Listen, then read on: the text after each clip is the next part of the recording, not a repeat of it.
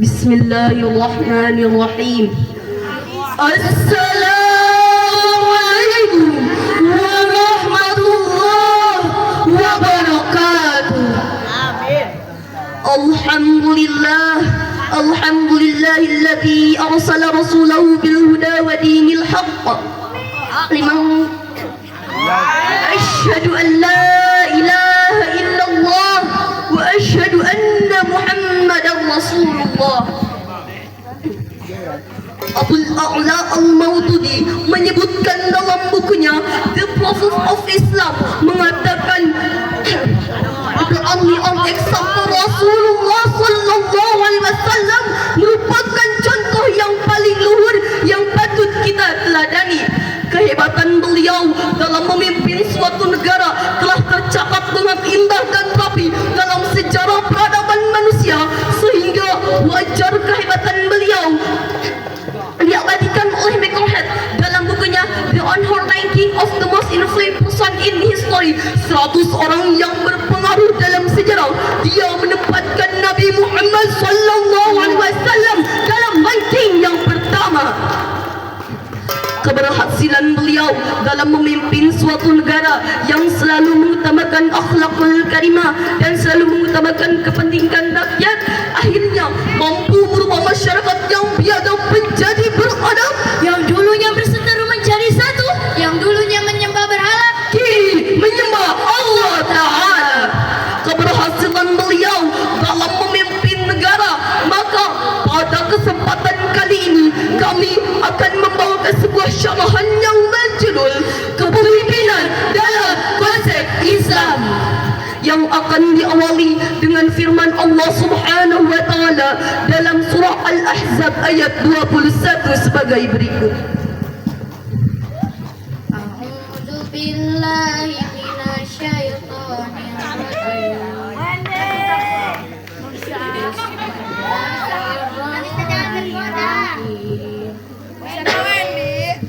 Laqad kana lakum fi rasulillahi uswatun hasanatun liman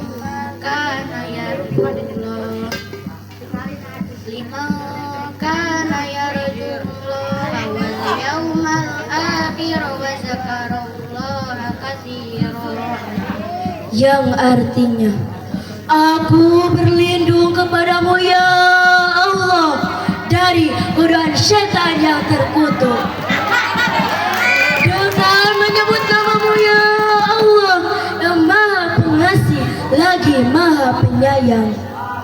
Sungguh telah ada pada diri Rasulullah itu suri tauladan yang baik bagimu, bagi orang yang mengharap rahmat Allah dan kedatangan hari kiamat, dan yang banyak mengingat Allah. Ayat tersebut menginformasikan sekaligus menegaskan kepada kita bahwa dalam diri Rasulullah terdapat uswatun hasanah yang patut kita teladani, baik perkataan maupun perbuatan. Demikian penjelasan Imam Ali As-Sabuni dalam kitab Sofatut Tafasir. Keberhasilan Rasulullah dalam memimpin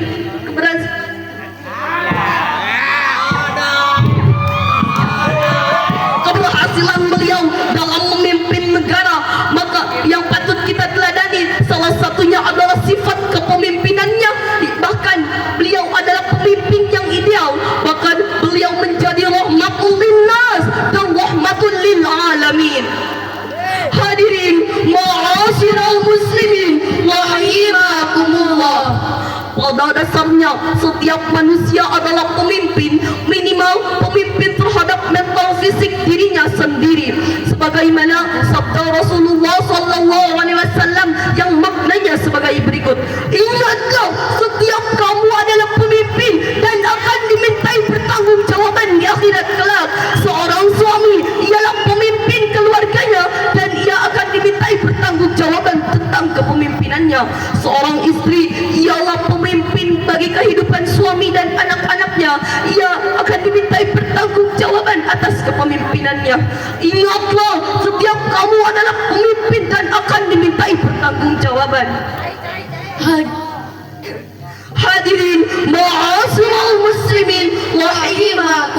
Allah. Selain itu, Nabi Muhammad juga pernah bersabda, pemimpin kelompok ialah pelayan kelompok tersebut. Maka pemimpin yang baik hendaknya yang melayani, bukan dilayani. Tidak seperti di Indonesia sekarang, banyak pejabat-pejabat yang memakai mobil-mobil bagus, sementara rakyatnya banyak yang menderita. Kama qala fi syair, DPR, Dewan Perwakilan Rakyat, wakil rakyat naik versi rakyatnya jalan kaki, rakyat makan sate, rakyatnya makan. Dr. Hisham Yahya Al-Khalidi menyebutkan ada beberapa contoh dalam kepemimpinan Islam. Pemimpin Islam yang baik minimalnya mempunyai sekurang-kurangnya 4 sifat yang dimiliki oleh Nabi Muhammad SAW. Yang pertama ialah sifat sidik, yang artinya jujur sehingga ia dapat dipercaya oleh orang-orang yang dipimpinnya.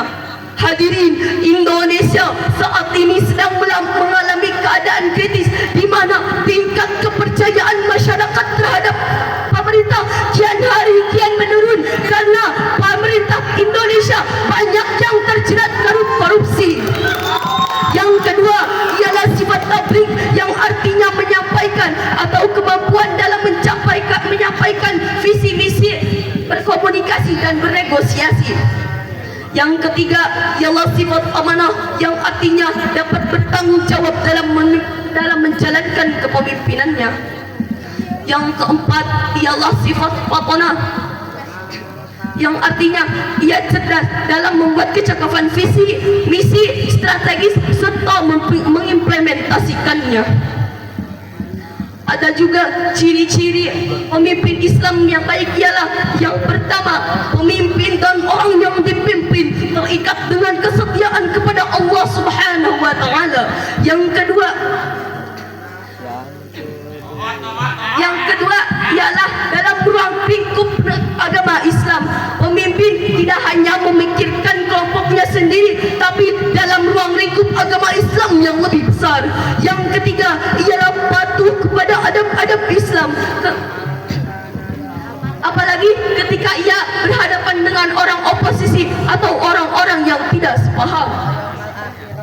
Yang keempat ialah pemimpin menerima amanah, ialah seseorang menerima kepemimpinan ialah amanah dari Allah Subhanahu wa taala dan tanggung jawab yang besar, sebagaimana Allah berfirman dalam surah Al-Hajj ayat 44. Bismillahirrahmanirrahim. Alladzina immakannahum fil ardi aqamus salata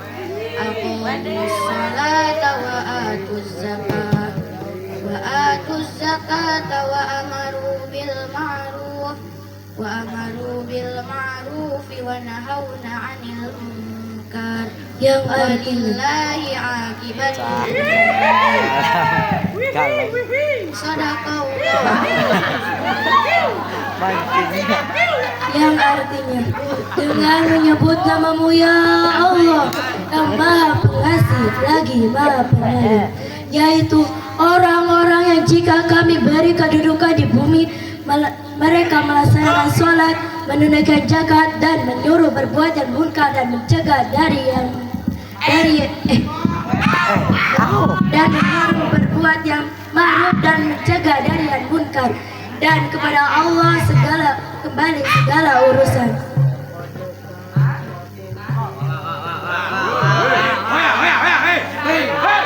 Benar Allah atas segala firman-Nya.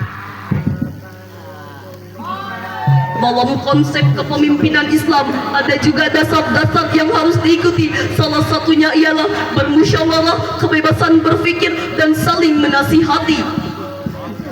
Kami ingin menyampaikan bahwa pemimpin Islam bukanlah pemimpin yang tirani dan tanpa koordinasi, tapi pemimpin Islam ialah pemimpin yang mendasarkan dirinya dengan dasar-dasar agama Islam, sehingga orang yang dipimpin merasa senang mendiskusikan persoalan yang menjadi tujuan bersama.